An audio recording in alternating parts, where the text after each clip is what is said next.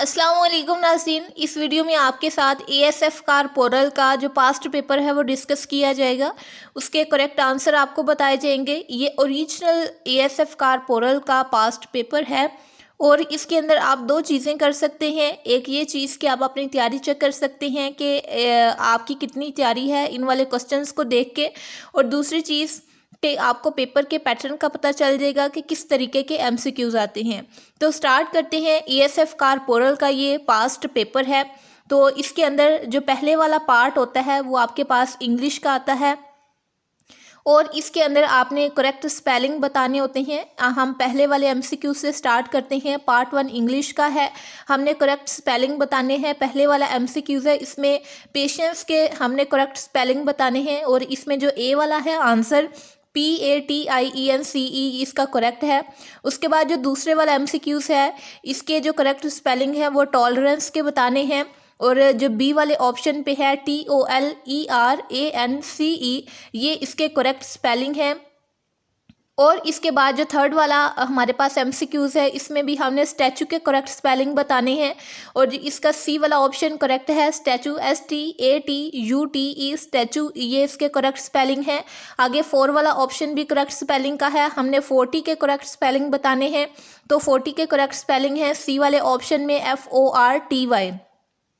ये आपके पास पहले 4 एमसीक्यूज आते हैं स्पेलिंग के और इसके बाद आपके पास एमसीक्यूज आते हैं complete the following suitable answers, यानी आपके पास सेंटेंस कंप्लीशन के एमसीक्यूज आते हैं, आपको फिल इन द ब्लैंक के एमसीक्यूज आते हैं। तो 5 वाला हमारा एमसीक्यूज है she dash working in A factory since 2007। तो इसके अंदर आंसर आएगा she was working in A factory since 2007। इसके बाद आगे 6 वाला क्वेश्चन है ही is quite good dash making paintings. तो इसके पास इसका जो करेक्ट वाला आंसर है वो है एट। यहाँ पे प्रपोजिशन एट लगेगी, that he is quite good at making paintings. आगे 7वें वाला क्वेश्चन है he did not dash a letter. तो इसका करेक्ट आंसर है ए वाला, right he did not write a letter. ये आपके पास 3 एमसीक्यूज आते हैं इस तरह के। आगे आपके पास इनडायरेक्ट स्पीच के एमसीक्यूज आते हैं। 8वें वाला एमसीक्यूज देखें, ये डायरेक्ट स्पीच होते हैं, हमने इसको इनडायरेक्ट बनाना होता है। इनको हल करने के लिए आपने डायरेक्ट इनडायरेक्ट के रूल्स याद करने हैं। इन एमसीक्यूज को रट्टा नहीं लगाना, क्योंकि जब आपको रूल्स याद होंगे तो आपको कोई भी सेंटेंस दिया जाए आप डायरेक्ट को इनडायरेक्ट में कन्वर्ट कर सकेंगे ईजीली। तो एमसीक्यूज है they said they are taking exercise, ये आपके पास डायरेक्ट स्पीच है, आपने इसको इनडायरेक्ट में चेंज करना है। तो इसका आंसर है बी वाला, they told that they had taken exercise, क्योंकि ये आपके पास प्रेजेंट कंटिन्यूअस का टेंस है। जो जब आपने इसको चेंज करना है तो आपने पास्ट टेंस के अंदर चेंज करना है इसको, पास्ट परफेक्ट के अंदर। तो हैड आएगा, टेकन वर्ब की थर्ड फॉर्म आएगी, तो ये इनडायरेक्ट में चेंज हो जाएगा। इसके बाद आगे वाला क्वेश्चन भी डायरेक्ट इनडायरेक्ट का है, she says I eat an apple a day. तो जब हम इसको इनडायरेक्ट में चेंज करेंगे तो हमारे पास आएगा she tells that she eats an apple a day. तो ए वाला ऑप्शन इसका राइट है। आगे आपके पास क्वेश्चन आते हैं एक्टिव पैसिव के, यानी आपको एक्टिव वॉइस दिया जाता है, आपने उसको पैसिव वॉइस में चेंज करना है। इसके लिए भी मैं आपको सेम यही कहूँगी कि आप इसके रूल्स याद कर लें।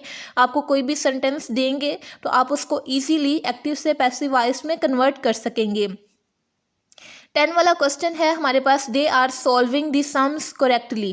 तो जब हम इसको पैसिव वॉइस में चेंज करेंगे, क्योंकि हमें पता है they are solving the sums correctly ये प्रेजेंट कंटिन्यूअस का टेंस है, तो जब हमने इसको पैसिव में चेंज किया तो ये बन जाएगा the sums are being solved by them correctly.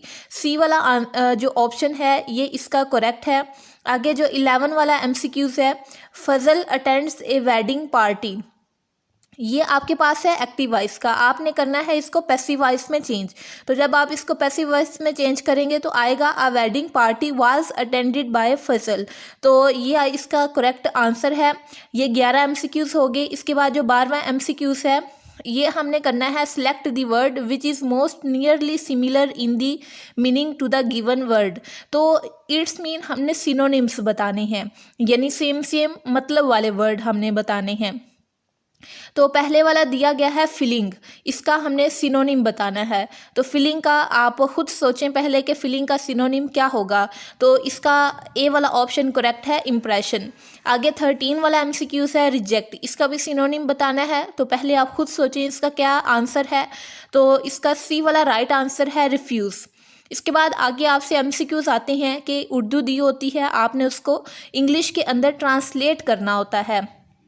तो आपके पास 14 वाला एमसीक्यूज है, वो सुबह से वर्जिश कर रही हैं। तो जब आपने इसको पैसिव इंग्लिश के अंदर ट्रांसलेट किया तो क्या आएगा, पहले आप खुद इसको ट्रांसलेट करने की कोशिश करें। तो अब मैं बताती हूँ, they have been taking exercise since morning. तो ये आपके पास इसका करेक्ट आंसर बनेगा सी वाला। आगे फिर एक यही ट्रांसलेशन का है 15वां एमसीक्यूज, मैं कल अपने कॉलेज जाऊंगा। तो जब हम इसको ट्रांसलेट करेंगे तो आंसर बनेगा I shall be visiting my college tomorrow, यानी सी वाला ऑप्शन इसका राइट है। ये आपके पास था पार्ट 1। पार्ट 1 के अंदर इंग्लिश के एमसीक्यूज आते हैं 15। इसके बाद जो पार्ट 2 है, पार्ट 2 आपके पास जनरल नॉलेज का होता है। जनरल नॉलेज के जो एमसीक्यूज है वो उर्दू में होते हैं कारपोरल के टेस्ट में, और इसमें से आपके एमसीक्यूज पूछे जाते हैं। पहले वाला जो 16 वाला एमसीक्यूज है वो कहते हैं 4.17 मीटर में कितने सेंटीमीटर होते हैं, यानी आपने मीटर को सेंटीमीटर के अंदर कन्वर्ट करना है। तो जब आप इसको कन्वर्ट करेंगे तो आपके पास आएगा 417, यानी 4.17 को मीटर है, आपने जब इसको सेंटीमीटर में कन्वर्ट किया तो ये 417 सेंटीमीटर आएगा। इसके बाद 17वें वाला क्वेश्चन है, सीरीज को मुकम्मल करना है। 3 है, 47 है, 8 है, 11 है, 12 है, इसके बाद क्या आएगा। तो जब आप इसको सॉल्व करते हैं तो आपको पता चलेगा कि 15 आगे आंसर आता है। इसके बाद आगे है 18वें वाला क्वेश्चन, मेगाबाइट में कितने गैगाबाइट होते हैं। ये बेसिकली एक यूनिट है जिसके अंदर हमने बताने होते हैं कि मेगाबाइट में कितने गैगाबाइट होते हैं। तो इसका आंसर है 1.55, यानी ए वाला ऑप्शन इसका राइट है कि मेगाबाइट के अंदर 1.55 गैगाबाइट होते हैं। आगे 19 वाला क्वेश्चन है, खाली जगह पुर करें, यानी 4/10 है इस इक्वल टू, तो ये किसके इक्वल होगा, ये होगा 10/25 के इक्वल। इसके बाद आगे 20 वाला क्वेश्चन है, अली के पास 1 लीटर दूध है, नायला के पास अली से 14 लीटर दूध कम है, नायला के पास कितने में लीटर दूध है, यानी उसके पास कितने लीटर दूध है। तो जब आप इस क्वेश्चन को हल करेंगे तो आपको पता चलेगा कि नायला के पास जो है वो 750 मिलीलीटर दूध है। आगे 21 वाला क्वेश्चन है, इंसानी जिस्म के किस अज़ू के 4 मेंबर होते हैं। तो इसका आंसर है दिल। दिल के 4 मेंबर होते हैं, 4 खाने होते हैं। आगे 22 वाला क्वेश्चन है, दूध में पानी की मिकदार -% है। दूध में पानी की मिकदार कितनी होती है वो हमने बतानी है, तो वो 85% होती है। तो इसके बाद आगे 23 वाला क्वेश्चन है, खून को कौन सा अज़ू साफ़ करता है। खून को हमारे जिस्म के अंदर कौन सा ऑर्गन है जो साफ़ करता है वो हमने बताना है। तो पहले आप खुद सोचें कि कौन सा ऑर्गन है जो हमारी बॉडी में खून को साफ़ करता है। तो इसका सही वाला आंसर है गुर्दे। आगे 24 वाला क्वेश्चन है, AU किस देहात का सिंबल है। तो AU जो है वो आपके पास सोने का सिंबल है। जब हम गोल्ड को साइंटिफिक लैंग्वेज के अंदर लिखते हैं तो उसका AU सिंबल होता है। आगे 25 वाला क्वेश्चन है, इंसानी जिस्म के किस अज़ू के इलाज के लिए डायलिसिस किया जाता है। तो इसका जो करेक्ट आंसर है वो है आपके पास गुर्दा। जब ये सही तरीके से अपना फंक्शन परफॉर्म नहीं कर रहे होते तो जो है डायलिसिस किया जाता है। नाज़रीन, चूँकि जो ASF कारपोरल का पेपर है उसके अंदर टोटल 50 MCQs आते हैं। ये जो 25 MCQs थे ये आपके साथ डिस्कस कर लिए हैं। ये ओरिजिनल पास्ट पेपर था। अगर आपको नेक्स्ट 25 MCQs भी चाहिए तो आप कमेंट कर सकते हैं, उस पर वीडियो बना दी जाएगी। और अगर आपका कोई क्वेश्चन है तो उसको कमेंट करके ज़रूर पूछिएगा। वीडियो अच्छी लगी है तो वीडियो को लाइक और शेयर करें और चैनल को सब्सक्राइब करना ना भूलिएगा। मिलते हैं नेक्स्ट किसी एजुकेशनल वीडियो में, तब तक के लिए अपना ख्याल रखिएगा। अल्लाह हाफिज़।